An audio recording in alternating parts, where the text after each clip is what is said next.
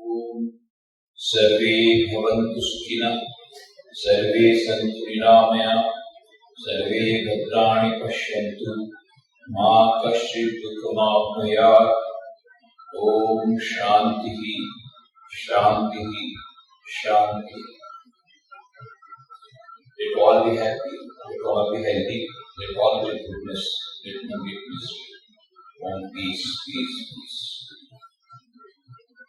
Respected professors,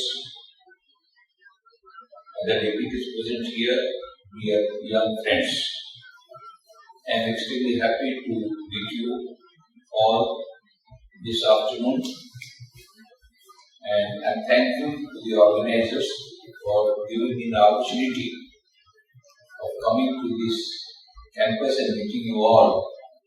I was told that Babson College has been holding the honor of being the topmost organization for entrepreneurship programs, being from last many years, which is a great credit to this institution, and I am feeling myself privileged and proud to be present here on this campus of Babson College.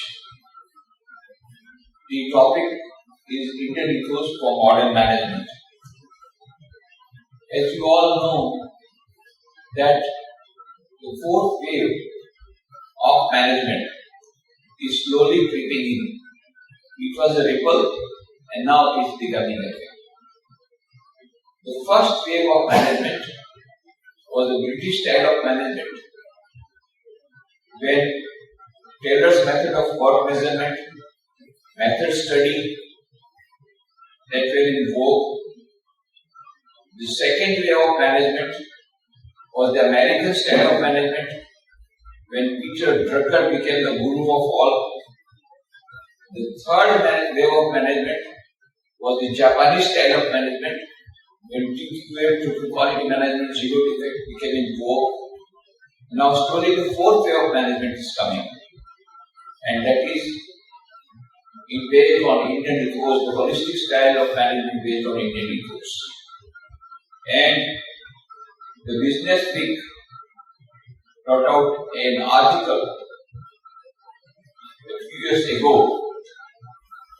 entitled Karma Capitalism, and that is told how Indian Ethos is entering the corporate sector in America, and the message of Gita is rolling off. The message of Gita of Karma theory is slowly creeping in various corporations.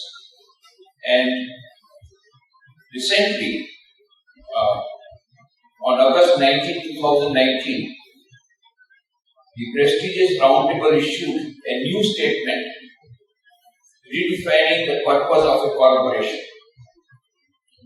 And 181 CEOs of leading companies such as Amazon and Apple, who signed the new statement, committed to lead their companies for the benefit of all stakeholders, not only shareholders, but all stakeholders, that is, customers, employees, suppliers, communities, and of course shareholders.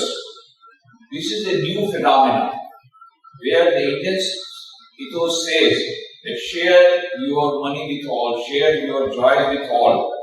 That thing is coming, and in that, actualizing the new statement that was given business mandate of March 2021, there it is told for more than a decade, US businessmen have been sending signals on the importance of being a better human being in a roundabout way. And this is based on the message of Gita, that the link of internal excellence to the performance in the external world has significant implications for the new statement. That is the new statement. And so, this new statement is becoming in vogue. So, and this karma capitalism, which involves the message of Gita on karma, is also becoming very important. Why this fourth wave is coming? Why Indian ethos is becoming important? There are many reasons. One is of course globalization. As you know, globalization has come, whether you want it or not, it's already an accepted fact. And at least on economic front, globalization has come to stay all over the world. And this is accompanied by liberalization. So it is a world economy. So you cannot survive in this world economy unless until you have got extra point. And so M.R. Thiessen, an Amsterdam-based management expert, says that if you really want to survive in this competitive world, you must have an intuitive faculty. And that intuitive faculty comes from meditation. So the importance of meditation, which is an important part of Indian ethos, is becoming important, and that is very much required for a paradigm shift. Another thing, Alvin Toffler says, previously Charles Darwin said, survival of the fittest. But Alvin Toffler says, no, survival of the fastest. So everything is moving so fast, the fastest will survive. So when it comes to fastest, you need to have a intuitive faculty which comes from meditation. And this century, new century, 21st century, is the century of knowledge workers. So Peter Drucker says in his book, Managing in the New Millennium. The name of the book is Managing in the New Millennium. Peter Drucker says that there is a paradigm shift in the whole scenario. Previously, large number of these very few of white-collar jobs. Most of them were blue-collar jobs. But now the reverse is the phenomena. The white-collar jobs are maximum, and the other job is being done by computers. So when there are large number of white-collar job people, how do you control them? You cannot manage them the way in which you were managing earlier. So he says, managers and executives. In his book, Managing the New Millennium, Peter Drucker says, managers and executives from now onwards will be becoming more and more ineffectual with no authority whatsoever over their subordinates. This is what the phenomenon that has come. And that is why servant leadership is now in vogue. Robert Greenleaf wrote a book in 1976 about servant leadership. Now that is becoming very popular. All the corporations have now observed that if you want to be a successful leader, you must adopt servant leadership. What is servant leadership? Servant leadership is leading by example than by precept. And servant leadership involves unselfishness, involves humility, involves taking the team together, involves giving the credit to the colleagues and the subordinates rather than taking credit to yourself. This servant leadership, which was in the corporate sector, which has been popularized by Robert Greenleaf, but if you go to the Indian ethos, already it was there from a long time. Sri Krishna became a charioteer of Krishna. He practiced servant leadership. Swami Vivekananda, he practiced servant leadership.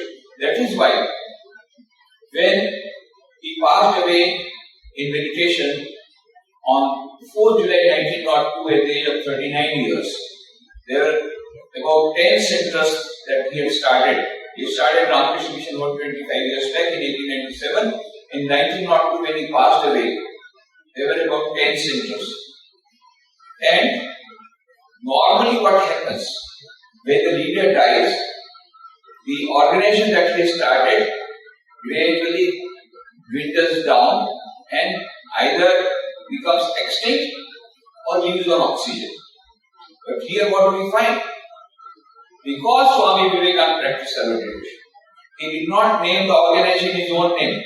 He said Ramakrishna Mission in the name of his master. And who was the first president? His brother disciple, Swami Brahmananda, was the first president. And he said, I am the servant of my colleagues, of my brother disciples.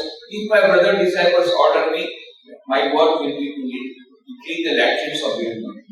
And because he practiced servant leadership, what do we find? When he passed away, there were hardly 10 centers of Ramakrishna Mission. One in America, Vedanta Society in New York, and others in India. Today, there are 267 centers. 200 in India, 67 out of India, apart from 49 sub-centers, and apart from 1,200 non-affiliated centers run by our devotees and friends, which are indirectly run by Ramakrishna Mission. Such a vast paradigm shift, such a vast expansion has taken place after the passing away of the leader. Why? Because he practiced servant leadership. So because the servant leadership has come and its roots are in Indian ethos, that is why Indian ethos is becoming important for the management scenario. Another thing is, now CSR has been started, corporate social responsibility in India. But this, in a different way, was popularized by Swami Vivekananda. This, based on trusteeship management principle, was popularized and was introduced for the first time in the corporate sector by Swami Vivekananda. And Swami Vivekananda delivered a historic speech in the World Hall of Religions in Chicago in 1893. He was so successful and he was so much accepted and he was given so much of honor and he was so popular that he had to stay back for another 3.5 years. 1894, I'm talking about 1894. At that time, the richest person in the world was John D. Rockefeller, the emperor of petroleum industry. At that time, he was passing through a very bad phase of his life. All his hair had gone. He had become bald. He had become emaciated. And he was on the verge of death. At that time, someone suggested, why don't you come to my friend's house? And Indian yogi has come. And if you get his advice, you will be able to get peace of mind. Rockefeller said, what? I have to go to a beggar? No, I will not go. We are all beggars. We are monks. We live on charity. I will not go. But one fine morning, suddenly he went to the place where Swamiji was staying. He called the bell. The butler opened the door. He went inside. Now, Swamiji was not in his drive. So, without being announced, he went to the study room of Swamiji. And as you know, Swami Vivekananda had tremendous power of concentration, was fully absorbed in study. And Rockefeller stood for some time. And then he knocked at the door. Swamiji looked up. Rockefeller said, I am Rockefeller. Swami said, what do you want? No, Rockefeller was not prepared for this type of treatment. Rockefeller means the president of America would get up. And here is the beggar asking, what do you want? He said, I don't want anything. And Swami said, why have you come? He had no answer because he had come without invitation. Then Swami said, my dear Rockefeller, I know why you come. You come here because you do not have peace of mind. Then Swami Vivekananda started narrating many incidents from the life of Rockefeller which no one else knew except Rockefeller. And he became excited. Who told all this to you? Then Swami smiled and said, do you think it is necessary? I can see through your mind as I can see through your glass shelf. Then Rockefeller was not interested. Then Swami Vivekananda said, remember Rockefeller, my dear friend, remember, you are not the owner of your wealth. You are a custodian of your wealth. Utilize this money for removing the sufferings of millions of people. You will get immediate peace of mind. There is no other way by which you can get peace of mind. And Rockefeller was so much angry, annoyed. He left the place abruptly as he had come. But after 1 week again he came. Similar fashion. Called the bell, the butler opened the door. Swamiji was not in his driving room. He entered the study room. Swamiji was fully absorbed. Then again he knocked at the table. Then Swamiji looked up. Rockefeller then put a piece of paper on his table, in which Rockefeller had made an announcement of a very huge donation for a public cause. So when Swami Vivekananda wrote, read it, Rockefeller said, now you must thank me. I have followed your advice. Swami Vivekananda said, well, it is for you to thank me. Because by following my advice, you will get peace of mind, which can be purchased at millions of dollars in the market. So, that is how Rockefeller was inspired to practice trusteeship management. Now, the legislature says that he had been making donation, not that he was not using, not that it was the first use. It was a very huge donation. But earlier also he had made donations. But this was a very big donation. And another thing was the paradigm shift in his thinking about looking after the needs of the people. And as we know, that later on he went on to start Rockefeller Foundation. There's so many researches have come out from Rockefeller Foundation. David Warlock made a research of a drought-resistant wheat, which saved the people, millions of people from hunger, starvation. So that is a great contribution of Rockefeller Foundation. But the foundation of Rockefeller Foundation is the meeting with Swami Vivekananda. Another thing that is coming is erosion of values. And now there was a decision a few years back in America, and which are the companies survived? The companies who gave more importance to values, more importance to quality, more importance to credit, and they had credibility. They survived. Others survived. So this ethical management is now in its subject. So there is a book by Norman Vincent Peale, the famous author of the famous book, The Power of Positive Thinking. He has written many books, but the most famous book is The Power of Positive Thinking. Norman Vincent Peale and Kenneth Blanchard have jointly written this book, that is The Power of Ethical Management, where it says that you need not cheat in order to earn profit. You need not cheat in order to win. And the book also says that to work only for profit is like playing tennis with your eyes on the scoreboard rather than on the ball. To work only for profit is like playing tennis with your eyes on the scoreboard rather than on the ball. So that is why this ethical management is becoming a new subject. Another thing is that now most of the people are under tension. Stress management has become very important. According to Chicago-based research corporation, 40% of the companies in America are having regular courses on stress management. But there are various types of courses. One is RET, Rational Emotive Theory, that is working. But some other methods for stress management are not working. For example, the psychologists say, why this stress is coming, because when you do not express your feeling, they go into the subconscious mind and create stress, and then it creates strain. So you should express your feelings. My God, if I express my feelings, I will lose my job. Because when the boss was coming out from his house, his wife gave a very nice treatment. So he was all annoyed, but he can't say anything to the wife. So he comes to the workplace and starts firing all the subordinates without any reason.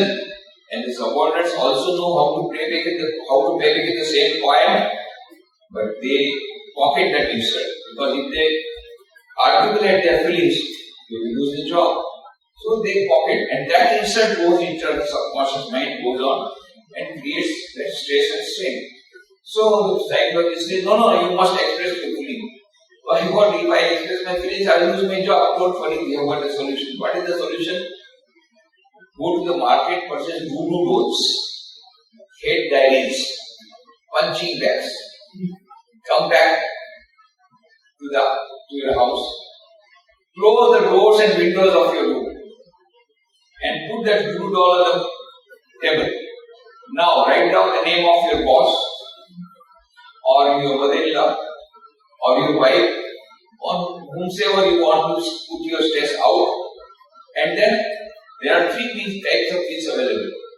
Black pins for injury, blue pins are available for serious injury, and red pins are also available. If you give the red pin, you can murder your boss. So give the red pin and the murder has been murdered, the boss has been murdered, and you can have nice sleep without any training. Very nice solution. Problem is that next day the boss is sitting in the chair, what to do?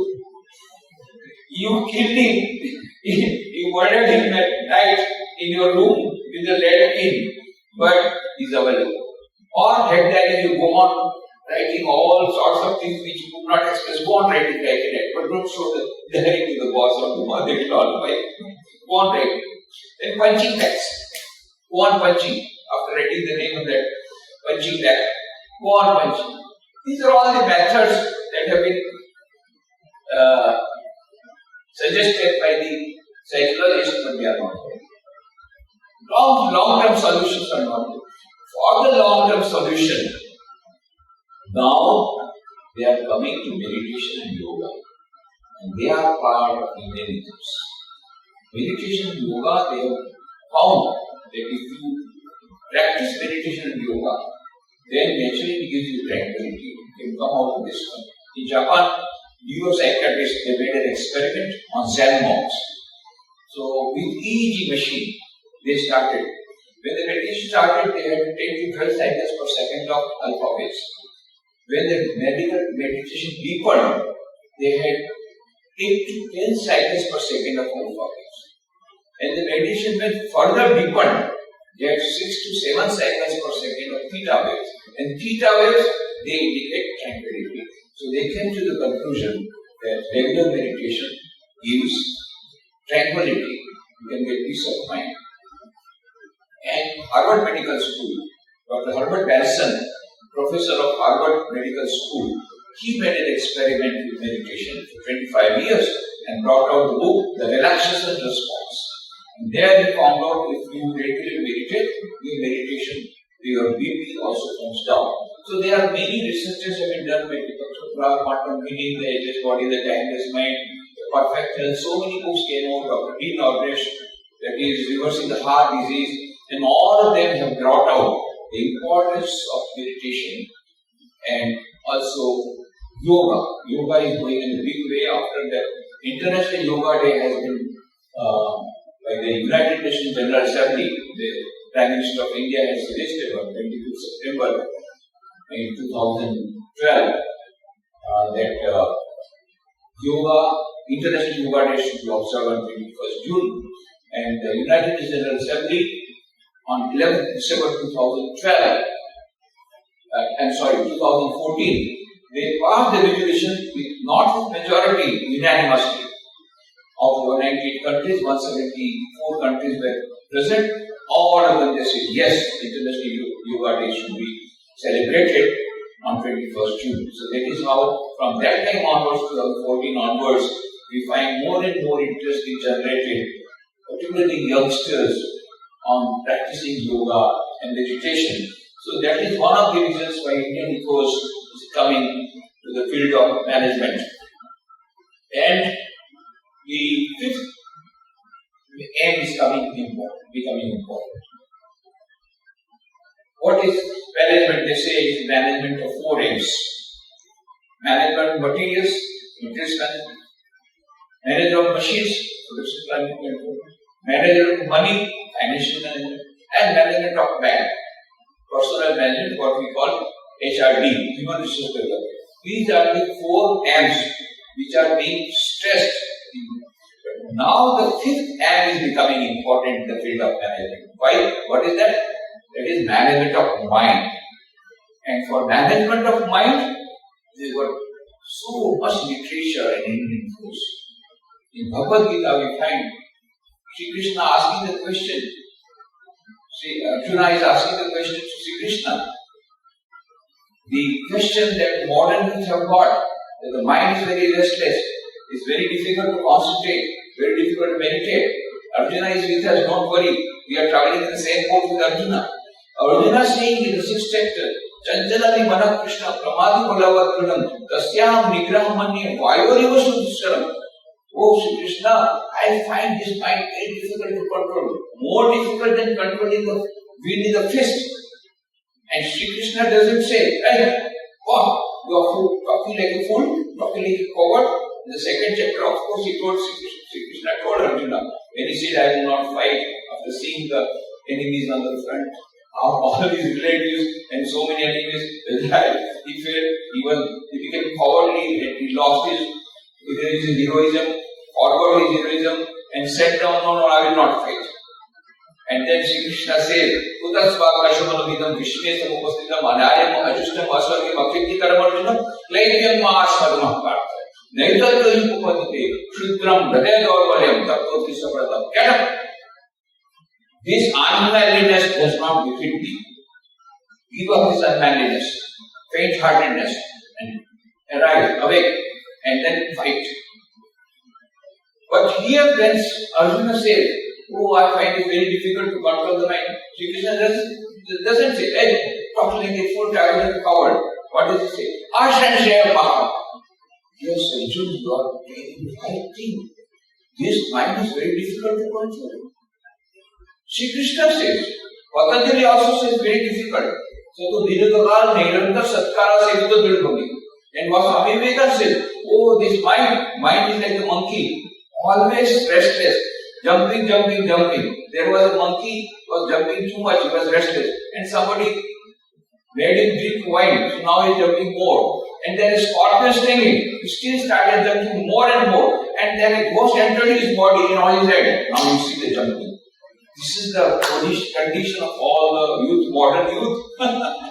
First of all, the mind is restless, and then we go on drinking the wine of desire. I will have this mobile, I will have this car, and I will have this one, I want to have this packet. Oh, so every day drinking the liquor of this desire, then scorpion stings. What means jealousy? Oh, he has got more latest model mobile. Okay, I'll get the same. I will see how he surpasses me. Jealousy. Third is ghost of ego. And so mind becomes restless. Very difficult. So Sri Krishna says, yes, Arjuna, you are right.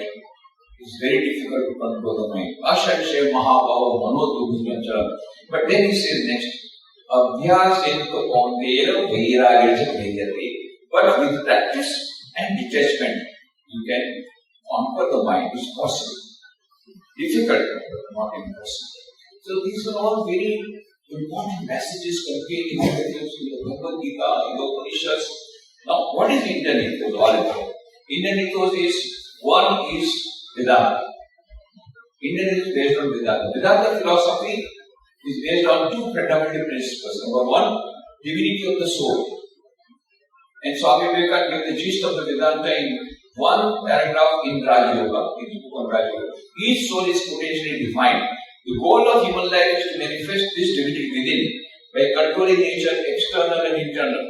Do this either by work or worship or psychic control or philosophy, by one or more or all of these, and be free. This is the whole of religion. Doctrines, dogmas, rituals, temples, churches, mosques are but secondary details. So manifesting the divinity within by controlling nature, external and internal by these four yogas, Raj Yoga, Bhakti Yoga, Jnana Yoga and Karma Yoga. So these are the methods that he says about manifesting the divinity within. So about this divinity only Swami Vivekananda told when he came to America and Chicago Parliament of Religions, when he was talking about paper Hinduism, he then quoted a shloka from the Shweta Shloka. Shurmantu Vishve Amrita Saputra Aye Dhamani Divyani Tastu Vedamritam Purusham Mahantam Aditya Varnam Tamasa Parasta Tameva Veditva Timritaveti Nanya Panta Viditayana. I found the ancient one is beyond all these days. And then Swami Vivekananda said, dear sisters and brothers of America, let me call you by the sweet name. What is that? Amrita Saputra. Ye, the children of immortal bliss, holy and perfect beings. It is not sinners, it is a sin to call men so. It is a standing ladder on human nature. Come up, alliance and shake up the illusion that you are sheep, your souls immortal, spirits free, blessed and eternal. Ye are not matter, ye are not bodies. Matter is a servant, not ye the servant of matter. So this is the message of Vedanta. Everywhere afterwards he used to tell, you are divine, you are divine. One day an American lady said, Swami, you are hypnotizing us, always telling you are divine, you are divine, you are divine. Swami Vivekananda immediately replied, Madam, I am not trying to hypnotize. I am trying to de-hypnotize you. We already are hypnotized, thinking I am a sinner, I am a sinner, I am a sinner. Why? Because you are divine, that is the first truth. You are divine, that is the second truth. You are divine, that is the last truth. There is no truth better than this. This is the message of Vedanta. Each soul is potentially divine. You are divine. You are not weak. You have infinite power embedded within you. Irrespective of caste, faith, color, religion, nationality. Esha sarveshu bhuteshu godo atmana prakashate. Vishtate kapraya vidya shukshmaya shukshmadashvi. Inside every human being, there is the center of divinity. So that divinity. And second is solid rate of the whole universe. The whole universe is one. It is one universal consciousness permeating the world. That is what Vedanta says. Sarvam khalu idam brahma. And now the modern quantum mechanics also says the same thing. So Schrodinger says consciousness as a singular of the plural is unknown. This is one consciousness permeating the whole world. Why should I serve you? Why should I cheat you? Because if you cheat others, you are cheating yourself. The law of karma says, as you saw, so you reap. Why it says? Because you and the other person who you are cheating are not different. So it comes back to you with compound interest. If you do good, good will come back to you. If you do bad, bad will come back to you. That is the law of karma. I don't believe in the law of karma, some people say. I say, believe it not, the law of karma will act. Because these are lighthouse principles. The beautiful book by Stephen Covey, 7 Habits of Highly Effective People. He gives the example of a steamer. The ship is going, and from the other side there is a light. And so the captain gives the signal on wireless. Please move your ship by 20 degrees, otherwise it will collide. And from the other side comes the message, you please move your ship. And the captain becomes very much annoyed. I am the captain of the ship, commanding you to move your ship. Who is the other hand? And they reply, Sir, I am a humble operator to the lighthouse. You are a big person, you are captain, I am a humble operator. I am sitting in the lighthouse, you do whatever you want. If you do not, these are lighthouse principles. If you don't follow lighthouse principle, you will be destroyed. You yourself will be destroyed. Go to the top floor of a building and go to the terrace. Declare, I do not believe in the law of gravitation. Jump. What happens? Next day your photograph comes in the newspaper. This fellow does not believe in the law of gravitation. The law of gravitation works. Similarly, if you do not believe in the law of karma, karma will act. So this is the law of karma given in the Bhagavad Gita. And another thing that is told is that do your best and leave the rest. The whole, why we are getting angry? Because we want something we do not get, we get angry. Why do we become nervous? Why do we stress? Because when we do something we are doing and we are not getting according to expectation, we become miserable, become stressful. So Bhagavad Gita says, Karmani vadikaraste, ma phaleshu kadachana, ma karma valayurgu, ma ve sanvastu karma. Do your best, leave the rest. That is the golden formula. Given in Bhagavad Gita, which is the gist of whole of Upanishads. All the Upanishads, the gist of the message of Upanishads is given in Bhagavad Gita. And another thing is, you must work with 100% efficiency. Zero defect. Buddhi yukta jahati hai, ube sukrita dushtake, tasma yogaya yujjasva, yoga karmasu kaushadam. What is yoga? Yoga is dexterity in action, efficiency in action. How much? 100% efficiency. Zero defect. That is what the message of Gita is looking very, very important. And so that is why the fourth wave, that is the based on Indian ethos, is becoming. So Indian ethos basically is based on the Vedanta philosophy. But also, it also includes yoga. There is yoga by Patanjali. Patanjali Yoga Sutras, if you go, it is 8 limbs. Yama, Asana, Pranayam, Pratyahara, Dharana, Dhyan and Samadhi. Yama are 5. Satya, Asteya, Brahmacharya, Aparigraha, Ahimsa, and Niyam are also 5. Shauch, Santosh, Tap, Swadhyaya, Ishwar Pranidhana. See yoga, this yoga of Patanjali also is a part of Indian ethos, which is becoming very popular. Meditation, particularly the seventh state, leading to the ultimate absorption in the reality, ultimate infinite existence, knowledge, this absolute. That is what is yoga. It also includes, the Indian ethos also includes the Puranas. 18 Mahapuranas are there, out of which 3 Mahapurana very important. Ramayana, Mahabharata, and Srimad Bhagavata. You get so many stories which are so inspiring and that can become management lessons. Important management lessons are derived nowadays. Many management experts are quoting from Ramayana and Mahabharata the stories. And also it includes Panchtantra stories. So one of the management trainer, he quoted the story of Panchtantra story during one of our, we had organized a seminar on Indian for modern management. We had organized a seminar in Rajkot. That time he told story of a serpent and scorpion. All of us know that story. That one lady had gone out and her child was there, and a scorpion was very friendly, was also there to look after that child. Now what happened? Landlady came after some work, and on the threshold she saw a scorpion with full of blood. And she thought, this scorpion has killed my child, and so it is full of blood. So she became so angry, just hit, and the scorpion was killed. When she went inside, there she saw the child is there. Nothing has happened to that child, and there is a serpent that has been killed by the scorpion. Oh, she was repeating, that scorpion saved the life of my child from that serpent, and I have killed that. Now, no amount of remorse will come. Never take a hasty decision. That is the management lesson that we derive. Do not take any hasty decision at the first sight. Try to analyze the whole thing. And second message is that scorpion, had it been there, then she would not have doubted the scorpion. But she came all the way to the front door to tell about how it had saved the child. Now, this is where bragging always will be difficult. Bragging, it wanted bragging. It was telling you, it wanted publicity. We want publicity of our work. Beware. Don't go for cheap publicity. When you go for cheap publicity, you will pay the heavy price.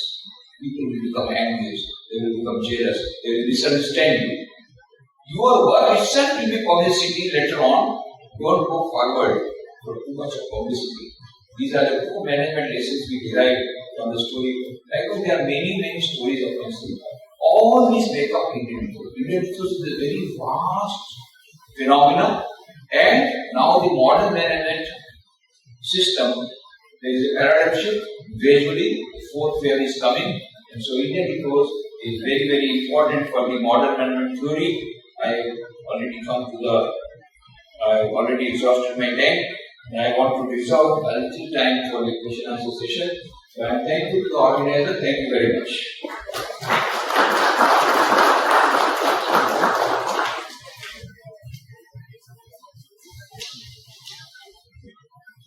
Do we have time for questions? Yeah, we have time.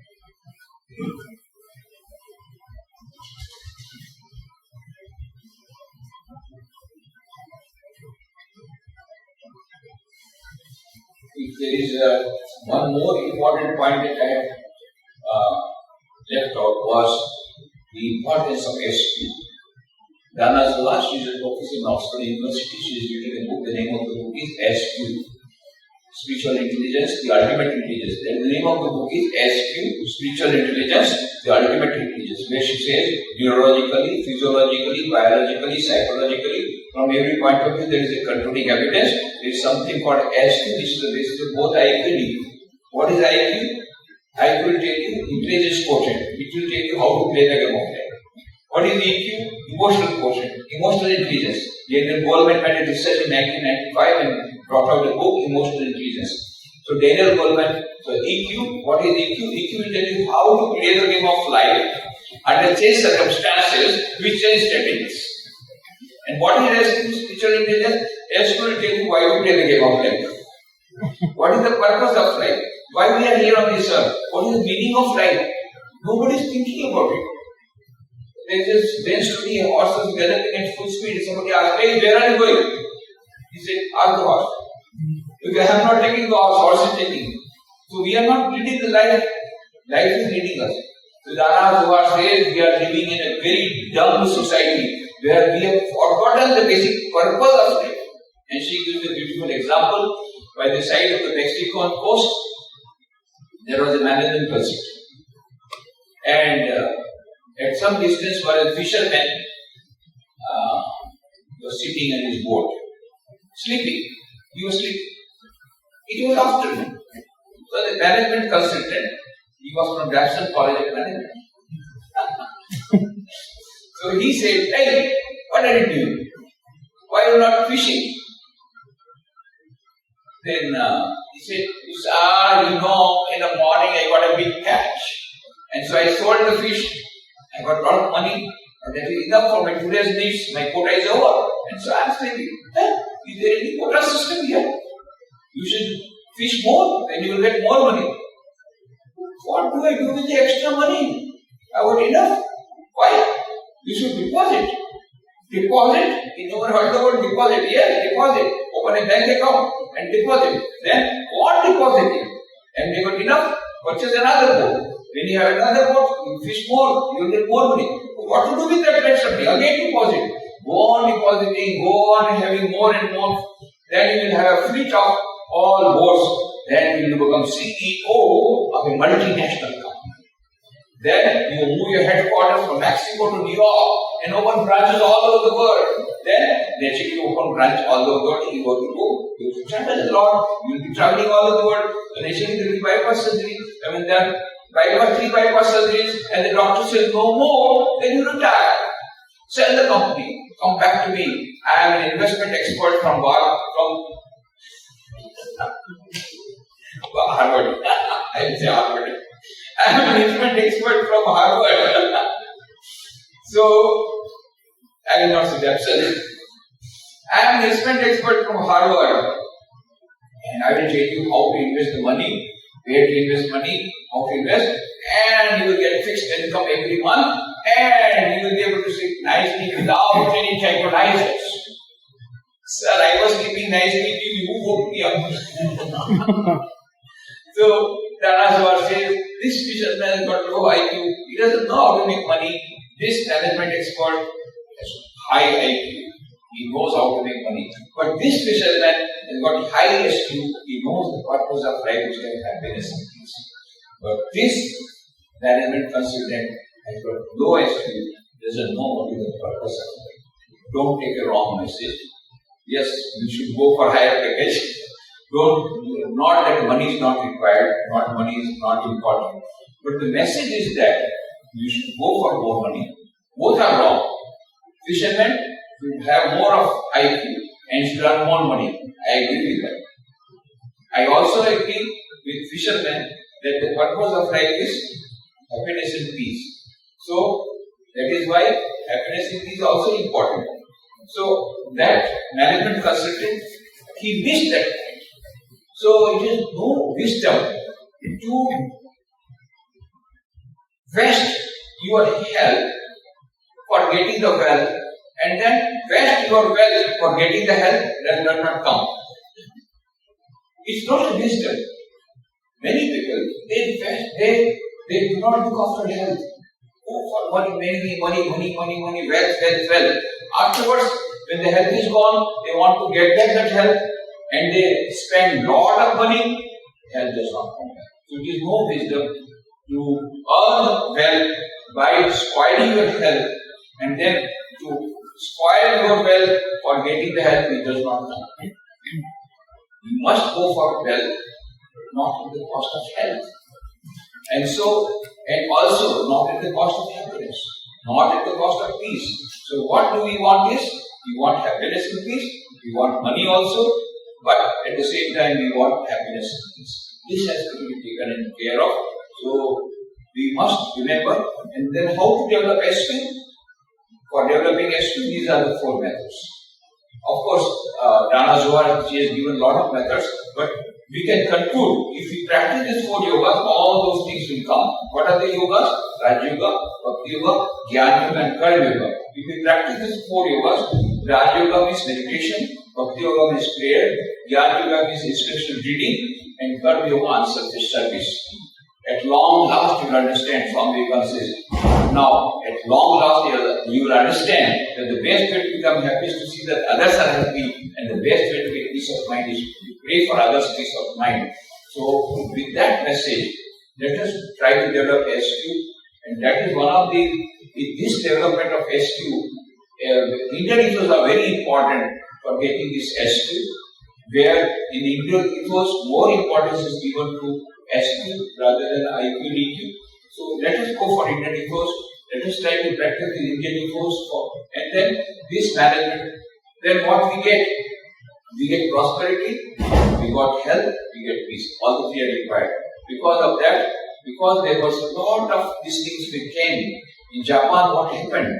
Minister of Health Japan says 42% of the executives 44 years ago are suffering from mental disorder. At the time, Matsushita, the chairman of Matsushita Electric Company, started an institute called PHP and a journal called PHP. What is PHP? Prosperity, health, both physical and mental, and peace of mind. So PHP, all the 3 are required, and all the 3 we get if we practice Indian ethos. Let us try to practice Indian ethos. Let us try to have best management practices. Let us succeed in life. So I am very thankful to the organizers for giving this opportunity once again. Thank you all very much.